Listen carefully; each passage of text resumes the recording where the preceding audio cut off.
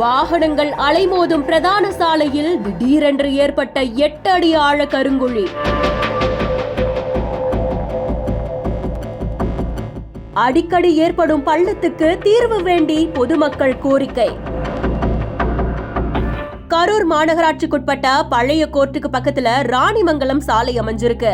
இந்த சாலை வழியாதான் பசுபதிபாளையம், நெரூர், வாங்கல், அது மட்டும் இல்லாம மோகனூர், நாமக்கல், சேலம்க்கும் போறதுக்கான பிரதான சாலையா அமைஞ்சிருக்கு. அதனால இந்த சாலையில ஒரு நாளுக்கு மட்டுமே கிட்டத்தட்ட 1000க்கும் மேற்பட்ட வாகனங்கள் பயணம் மேற்கொள்றதா சொல்லப்படுது.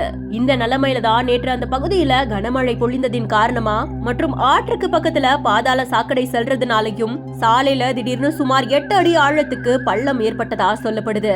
இந்த சம்பவத்தினால போக்குவரத்து நெரிசல் ஏற்பட்டு சுற்றி இருக்கக்கூடிய பகுதிகளுக்கு போக முடியாம வாகன ஓட்டிகளும் பொதுமக்களும் செய்வதறியாது தவித்ததா சொல்லப்படுது.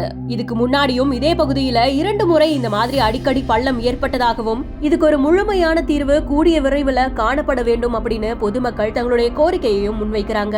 கரூர் சாலையில திடீர்னு பள்ளம் ஏற்பட்டிருந்தாலும் இதனால விபத்து எதுவும் ஏற்படாம நல்ல வேலையா உயிர் சேதமும் பொருட்சேதமும் தவிர்க்கப்பட்டிருக்கு. சாலையில இது போன்ற பள்ளங்கள் ஏற்படுவதற்கான காரணம் என்னவா இருக்கும், அதுக்கு என்ன மாதிரியான நடவடிக்கை எடுத்தா நல்லா இருக்கும் அப்படின்ற உங்களுடைய கருத்துக்களை கமெண்ட் செக்ஷன்ல சொல்லுங்க. மேலும் செய்திகளுக்கு பிஹைண்ட் நோட்ஸை ஃபாலோ பண்ணிக்கோங்க.